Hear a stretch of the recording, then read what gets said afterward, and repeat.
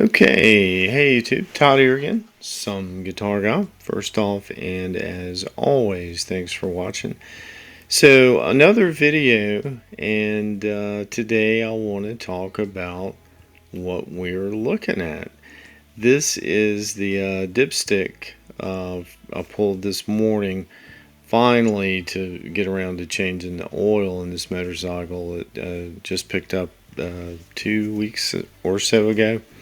This is a 2015 Harley Street 500. Picked up for my girlfriend to learn on. Working 60 plus hour weeks, just not a lot of time really for anything, let alone making a YouTube vid or changing oil on a motorcycle. I've ridden it around some. And actually have a video I need to edit and post on first impressions. And go and let the cat out of the bag. I love this bike. This is super duper fun to ride. But had the oil and the filter. I say this from the start: factory fill, factory parts. This is a Harley, so I'm using factory Harley oil and filter. And you're probably not going to change my mind. You're not going to change my mind. Okay, so leave that for what it's worth. But so I plan to do that today. The weather cooperated. Had a day off. Did a little research. Downloaded the manual from the Harley site. Watched a couple YouTube videos, and after watching those videos, not trying to call anybody out, but I think there's probably several Harley streets riding around just like this that are overfilled.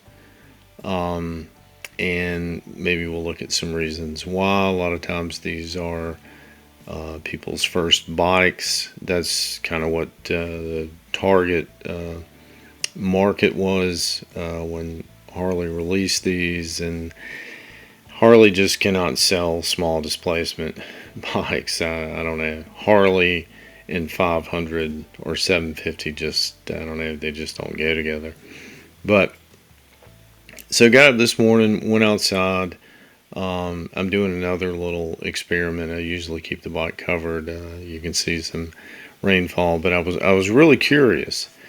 I had checked to make sure there was oil in there, but not, that was about it. So pull it out, read it, and yeah, it's way overfilled. So let's take, here is, and we'll come back to this slide, but these are the graduations. So here is our normal range. And for me, X marks the spot. Right in the middle of that X is where I want that oil. There's full. There's the rest of the normal range. You could probably top it off a little bit, a few ounces to get it up there. And definitely add if it's down here.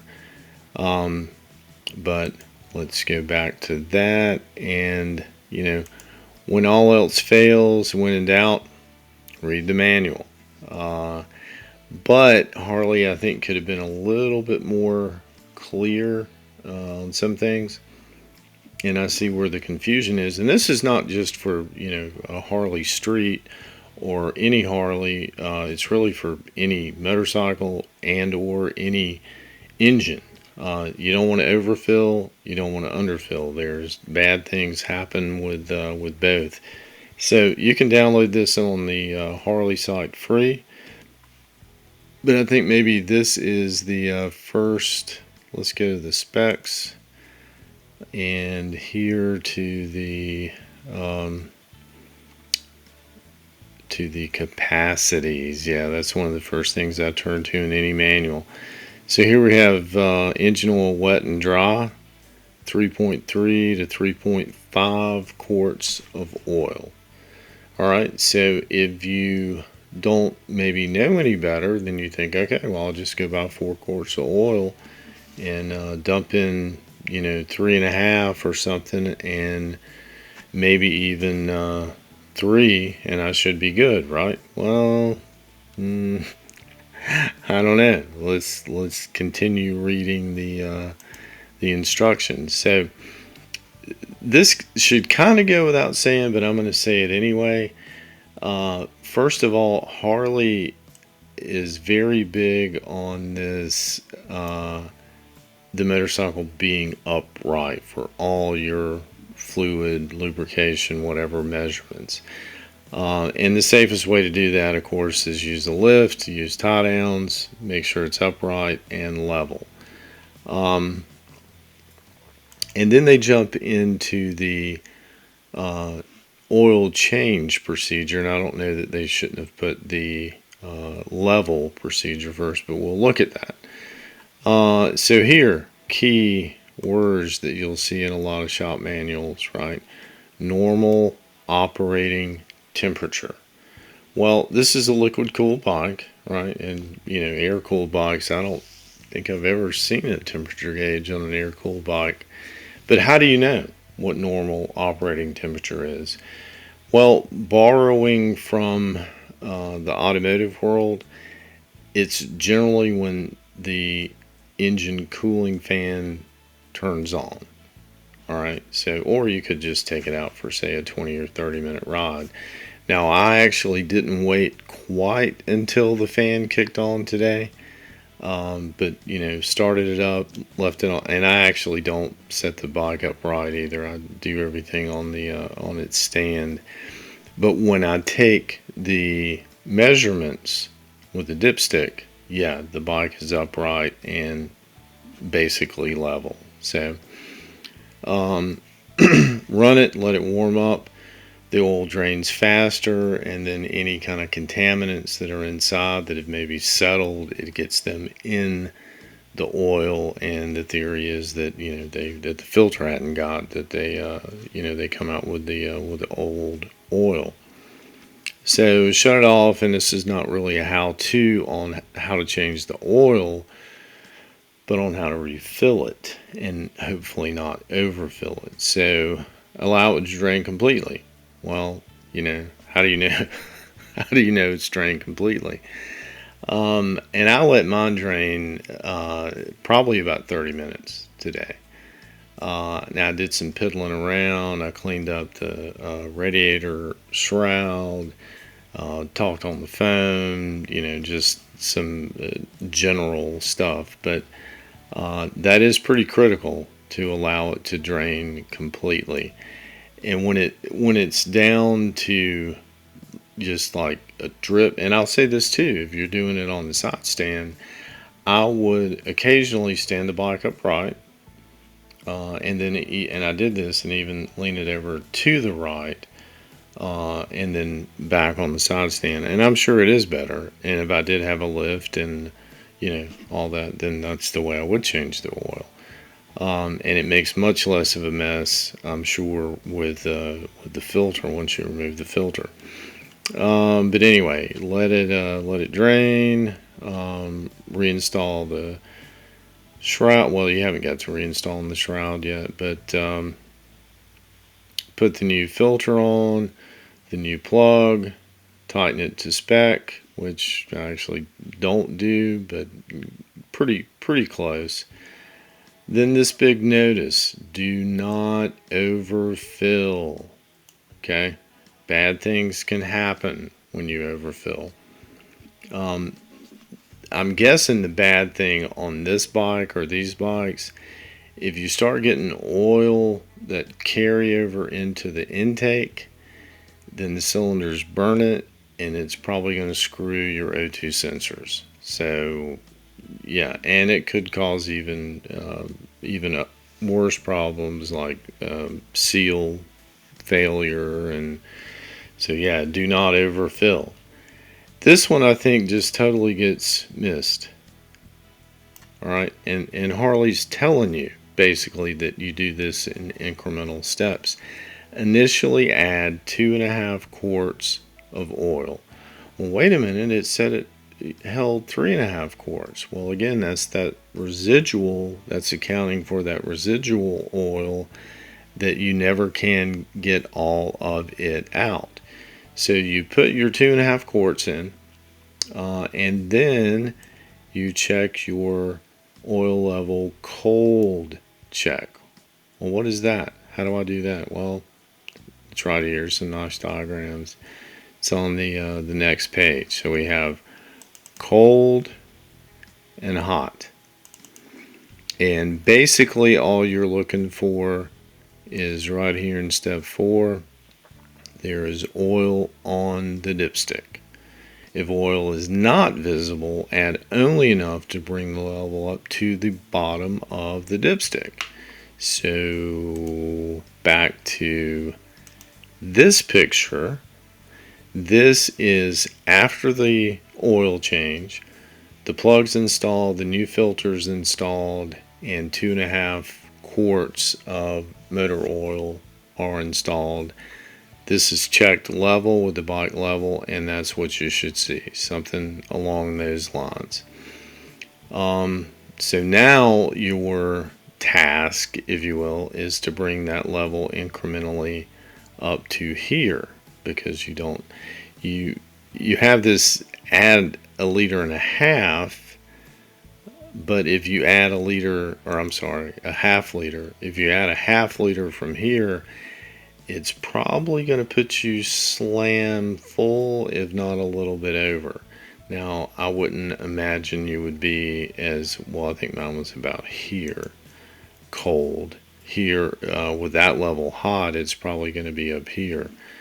But, it's a little bit of a, I don't know, guessing game, I suppose. But now we transition. Let's go back to the oil change procedure. So we've added 2.5 quarts. We've done the cold check. Now we start the engine and check for leaks. Okay, so I did that. There were no leaks, so put the shroud on. And it doesn't say that, but I think they mean for you to let it continue to run until we get back to normal operating temperature, right? And that fan kicks on, so that's what I did. Then we perform the hot check.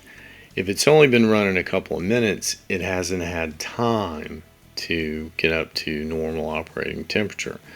So let's go back to our hot check. And again, here it is. Well, it tells you to follow this. Run until the engine is at normal operating temperature. Doesn't say to shut it off, but you're going to have to shut it off, pull the dipstick out. Set it up right. Remove the dipstick, reinsert it, and verify the level is within the X. If it's below, add only enough oil to bring the level to the X mark. So here again, so that's our target, at least this range, and right in the middle, in my opinion, is perfect. So let's go back to our pictures. I think we can go full screen here. So, and I did want to mention this. So one of the piddling tasks I did, I'd heard a rattle, and it sounded like it was coming from the lower frame somewhere. I looked a little bit, but not real diligently, but getting down there to get the filter off, I found this guy zip tied to the right bottom front frame. I don't know what it is, what it went to. I don't know why it was zip tied there, but that was the rattle. So you see I clipped the zip tie. Now, this one I wanted to show because this is the check right after the fan clicked on. I let it cycle, shut it off, back up right. And I hadn't done anything with the oil level, so it was barely to the bottom of the stick. And it had increased half this distance just from warming up. Okay, so I'm like, and that's, I expected it to increase. I really didn't have much of an idea of to how much. So here it's right to that first D, and I'm going, trying to go about 2 ounces at a time. Pour it in, get the jug level, the oil bottle to make sure, to see where I am, and kind of repeating. I definitely don't want it overfilled like it was, and this is my target. So this is my final product, and this took a little while. Take your time. And the next time I do it, see, I've learned, so, this will, it'll go much faster, probably twice as fast. So it appears I overshot my mark by maybe, I don't know, a half ounce or something. But I'm still well within the in the normal range, and this is hot, and even hotter if I get in stop and go traffic, and on a really hot day I still have some headspace, not as much as here, but that was my that was my goal, and I came pretty close to it. And I had, how much oil did I end up ultimately using? Well, 2 quarts and 28 ounces. So I had 4 ounces, like exactly, left over in the third quart. This is the third quart. And that's probably where the overfill condition came. They just dumped 3 quarts in, and then maybe they didn't let it drain quite as well as I did. But I think that accounts for the overfill. And then I took it on about a 30-minute ride. I'm almost positive the cooling fans never came on because I was moving the whole time. But came home in the driveway, shut it down, bike still upright, pulled the dipstick, and it had actually receded to right in the middle. So, and I'll keep an eye on it to make sure I don't have a leak I missed. But that, I guess, the oil working in different gears and whatnot, because I didn't work the transmission at all. Left it in neutral during this whole thing. But and it does shift better. Harley trannies are not the smoothest if you're coming off any of the big four. Yeah, it's going to feel really notchy. And it felt even notchier than, say, the Sporty. And a lot of false neutrals. But that, with, I don't know what oil was in it. I don't know that it was the brand. I'm guessing it was probably Harley oil, since it was a Harley filter on it. But it was just too much. The gears, I guess, couldn't, the synchros and all that stuff couldn't sync well. But anyway, that's all I have for today. Just really understand, and really with any bike, you have to account for the hot level. And I've seen, two or several, or a few, I'll say, different videos where guys are just dumping in, 3.5 quarts, and you'd probably be okay with 3 quarts. You might be a little bit overfilled. But yeah, it's probably not going to take 3 full quarts. You're probably going to have a little residual oil for your next change. But anyway, please remember to do the YouTube thing: like, share, comment, subscribe, all that. Love to read and respond to you guys' comments. And until next time, 2 wheels down. Thanks.